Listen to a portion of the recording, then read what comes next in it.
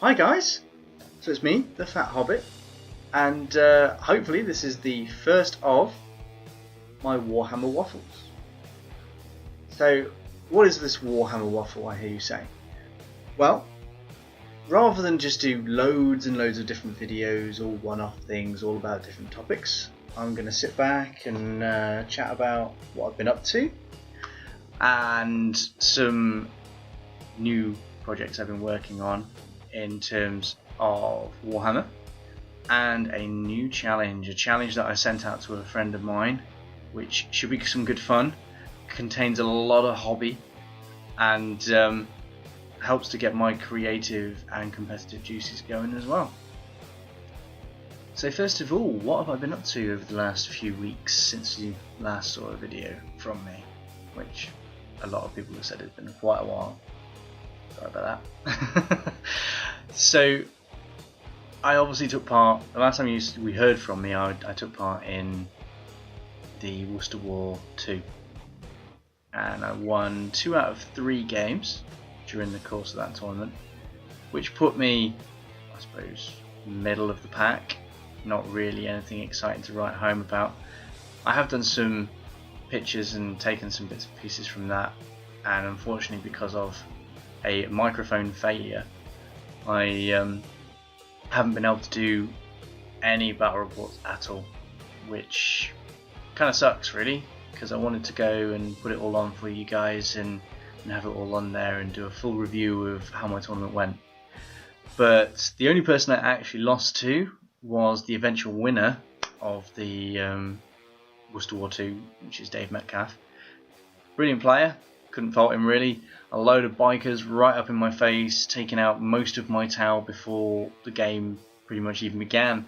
Kind of helped that he seized the initiative and got forwards with more melter weaponry than you can shake a stick at, as well as plasma weaponry as well off the wazoo. So it meant that my towel just didn't get any armor saves against it, and when you hit something with a strength 8 weapon and it's only toughness 4, surprisingly enough, it dies, and meant most of my firepower died turn 1, if not turn 2. So as he went first, that doesn't really help me. The next 2 games after that, I played a bit of a tower on tower action, which was quite cool. Although I think the guy I was playing against may have not been playing Tau very long, or wasn't very experienced with tournament play or tournament lists, as he didn't really seem to sort of gel his army together. It all seemed to be working independently and not really focusing fire on anything or not prioritising targets. Just sort of went all over the place. And again, he was a great guy to play against, but I don't think he was geared up for it being any form of competitive tournament. I think he was just going for fun, which is great. It's one of the reasons I go to a tournament, is not just to win but also to make some friends as well and meet new people who I wouldn't normally meet in my normal social circles, which is pretty cool. And then the last guy I played was actually his brother, with an Eldar army with a Wraith Knight. Yeah. And I think I spent most of the game just trying to kill the Wraith Knight. I killed one of his other scoring units and a few other bits and pieces, but most of my points went in to try and kill the Wraith Knight. And eventually I killed it, but it did mean that then he was sneakily able to get a unit of Eldar Guardians out onto an objective, and that was the end of that. It was a draw, so I could have won it, but I think I won it by like 1 victory point in the end, just because of the fact that I'd killed more than he had and done more damage with heavy support choices, and had managed to get first blood and slay the warlord, so that helped me to get the extra points there as well. But meant I think I finished on like 8th or 9th, I think, something like that. I'm not entirely sure, but I know it was mid-pack. Wasn't anywhere near the top 5 at all. I mean, there was guys in there that there was about 5 or 6 guys that had won all 3 of their games during the course of the tournament, and I hadn't got anywhere near that, especially losing that to Dave Metcalf. So meant that my points was a lot lower, because my first game I didn't get any points at all. I think maybe I got 1 for killing a Storm Talon, and that was it. Whereas other guys, even if they lost, were getting maybe 5 or 6 battle points from it, and put me down really low. I think on the second game, when I played it after playing Dave Metcalf, I was on the bottom table. It was that bad. So other projects. Warhammer has been quite a strong little player for me. I've been playing quite a few games at Worcester War Games, my local store, mostly with my Empire, and I also tried out some Lizardman lists as well, because my other half wanted to try out a Skaven list, and I wanted to try out the new Lizardmen. I hadn't actually tried out the new army yet, so I thought I would give them a go. And I think after having my ass handed to me twice, I decided that maybe I need a bit more thought into the Lizardmen, and I need to be able to sit down back with them and really hammer out a decent list, really think about it rather than just making random lists out of pretty much nothing really. Something that's going to maybe stand up against Warp Lightning Cannons. Is there anything really? Maybe Chameleon's Kings. Might be able to come on, shoot one off the board before it starts, so I don't have to worry about one. Stegodons are a bit of a no-no against her, because she always uses Doom Wheels, and when you've got a Doom Wheel anywhere near a Stegodon, it arcs into it, it hits it with 3 lots of those Warp Lightning Cannons. It only really has to wound with one of them, because then it does d6 wounds and can, quite happily finish off a Stegodon, as I found to my detriment quite a few times.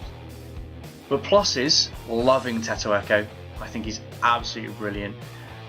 The Vanguards really help, but I think I need to really think about what I'm going to Vanguard and what I'm not going to Vanguard, especially when I'm up against Doom Wheels, or even whether I want to do Vanguard at all.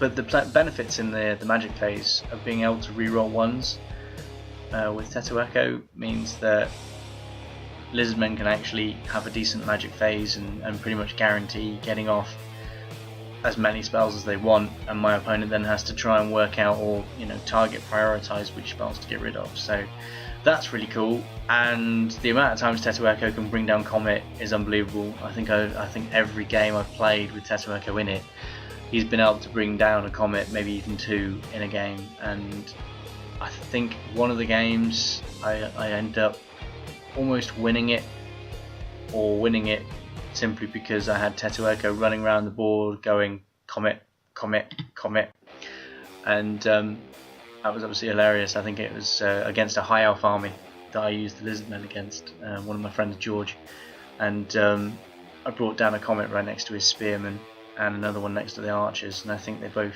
failed leadership tests after taking rather a heavy dose of pain from Comet fragments, and they ran off the board, which meant I got at least I think it was a draw in the end, I think. And so Lizardmen, they're cool, but I really need to have a bit more of a think about what to put in the list. And if you guys can think of anything that I may not have thought of, or something funky or cunning, then put it in the comments below. Give me a bit of a shout out and see what you say.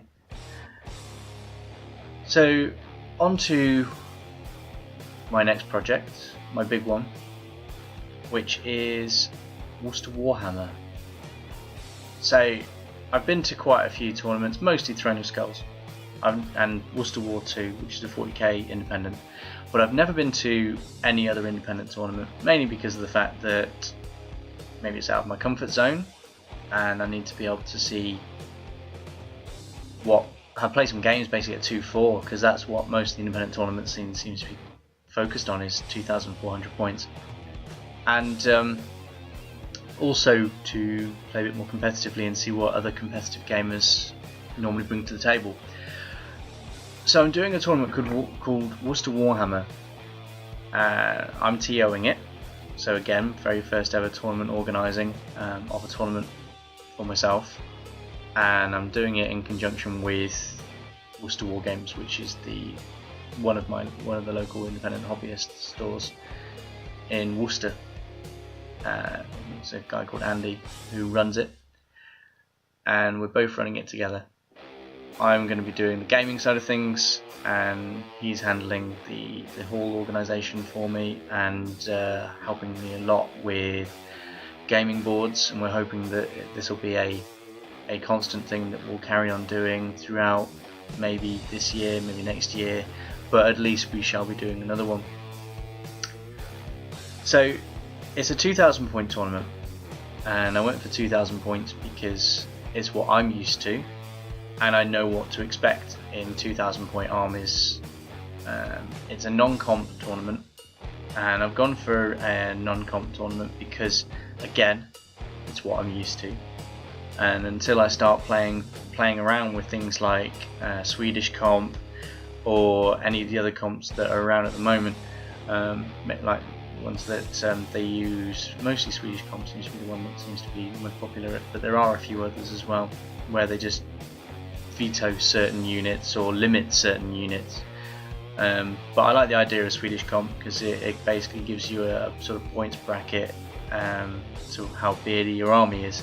So if you decide to take the all beard army, you get detriments to your points. You actually get minuses to your points, which I like because it means that the people who ruck up with, you know, twin steam tanks and 5 demigryph all in one unit and have life magic to buff their steam tanks back up and keep them in the game and go all for all the nice sparkly fancy toys, they get minuses and really have to get a lot more points than they would normally in order to be able to compete with those that haven't taken all the spangly toys and are still playing competitively. But that's for the future. For now, I'm doing this Worcester Warhammer, and it's a 20 space tournament, so 20 people, so it's not massive, which is a good size for a starting tournament, especially if you're thinking about doing one yourself, because then you've only got to worry about 10 tables. It's not huge, and organising that many people onto tables again isn't massively hard. The other thing as well I'm doing to make it a little bit easier for myself is I'm making it a one-day tournament, so I only have to worry about 3 games, which is what I'm fitting in during the course of the day, which means that there's a lot less maths involved because there's not as many games. And also when it comes to organising missions and scenarios, I only have to come up with 3 as well. I've done scenario wise, I've gone for battle line because that's the simplest one for everyone to start with and to get used to playing with their armies at this particular point with no comp. And then meeting engagement to really throw a spanner in the works with stuff not turning up, stuff not being in the same units, but it does mean for those combat armies they can get in nice and quick, and with a one-day tournament you want to be able to get your games over as quickly as possible. And then the third game is Blood and Glory, but rather than having the standard Blood and Glory where, oh look, I've just killed all your fortitude points, now I win, I've got a system where you basically just gain bonus victory points for breaking your opponent's fortitude, which means that both players have a potential to gain those extra points. So that means that you won't get the march forwards dwellers, your big unit with your BSB and your general in it, and look, oh look, I've won, which takes away all the fun. It's a bit of a fun sponge when it comes to Blood and Glory, because your opponent's just sat there going, well, I couldn't do anything about it, you irresistible dwellers on my unit and you killed everything that I had for fortitude. Okay, yes, you're probably a bit of a moron for putting all your points in one unit, but at the end of the day it can happen and it's demoralizing. It's one of those sort of things where you just go, oh, okay, so that's a third of my games where I've just lost on 1 point.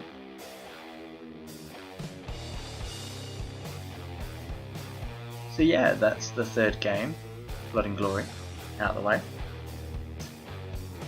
So when is this tournament, I hear you ask? Well, it's on the 8th of June, and it only costs £8 to take part. It's a whole day tournament, so it's a Sunday, and it's a whole day tournament. And there's prizes for the top 3. There's prizes for best painted, and the obligatory wooden spoon for the person who comes last. So the whole point of this tournament is basically to have fun and be competitive, but also to bring in every aspect of the hobby. Hence the best painted army category for an award as well. And you also get extra points if your army's painted, which means that you've got a difference between winning and losing just because you paint your army. And it doesn't have to be Golden Demon standard, it doesn't have to be anything like that, because it's just to encourage you to pick up a brush, get your paint and get it on the model, because you get points for having your army painted, having it based, having movement trays for it that fit with the army, and even something as basic as putting a little bit of freehand on there. And it doesn't have to be a work of art. It can be something as simple as just putting a star on a banner, which is fairly simple if you just draw it out first. And it's to encourage people just to put out that little bit of extra hobby that most of us can do. Even if we can't paint well, we can at least pick up a paintbrush and wax and paint out on a model. It's not hard, but it means that you've got the benefit of being able to go from having 0 points to having 40 points before you even start the tournament. Now, anyone's got to be happy with that. The other benefit to this as well, to sort of bring in the whole encompassing part of the hobby, is you also have to bring 2 pieces of terrain with you. Now, they can be very, very simple, they don't have to be massively OTT, and again, they don't have to be works of art, but you get extra points if they're themed with your army and if they're painted. So it could be that you have a Orc and Goblin army and you choose to have the fungus forest because you've got loads of goblins in your army, and you model it as a fungus forest and you get extra points for that. And again, working with the current Warhammer rulebook, so it'll probably be changed soon, but hopefully it won't change before the tournament, you get to use your mystical pieces of terrain. So if you want it to be a wild wood, it can be a wild wood, and you can place that out in the middle of the board to try and stop your opponent from coming too close to you. Or you can have a Tower of Blood or a Bugman's Brewhouse, which means again you can tailor your scenery to help your army, which means encompassing all the hobby, extra benefits, and if you get it all painted, extra points. Win, win, win. And if you think about it properly and you plan it properly and plan your army and your terrain around your army, then you get loads of benefits from doing it, which means you have a one-day tournament, 3 games, all designed for having fun but also being challenging. You've got terrain that you can use to your advantage, and you've got bonus points just for having your army painted. So I think all in all, it's quite a cool little thing to do. So if you want to come, it's at the St Swithin's Institute in Worcester, which if anyone knows Worcester, it's at the back of Bushwhackers, the club in town, near Trinity Passage, actually on Trinity Passage. But if you want to come along, then pop some notes in the comments below and ask me about it. Or if you have my email, then email me. Or if you're on Facebook and you want to Facebook message me, then do that as well. And if you drop me an email, I can even drop you the rules pack, which means you can have a look through all of it before you even decide to come along. It's only £8, so it's not going to break the bank for a one-day tournament. And then there's going to be cooked food as an option as well, which you can order through email again, and they're going to be cooked food, things like burgers, stuff like that, available on the day. So if you fancy coming along, just message me, let me know. It should be pretty cool. So yeah, that's Worcester Warhammer in a nutshell, and that's pretty much it for me from this one.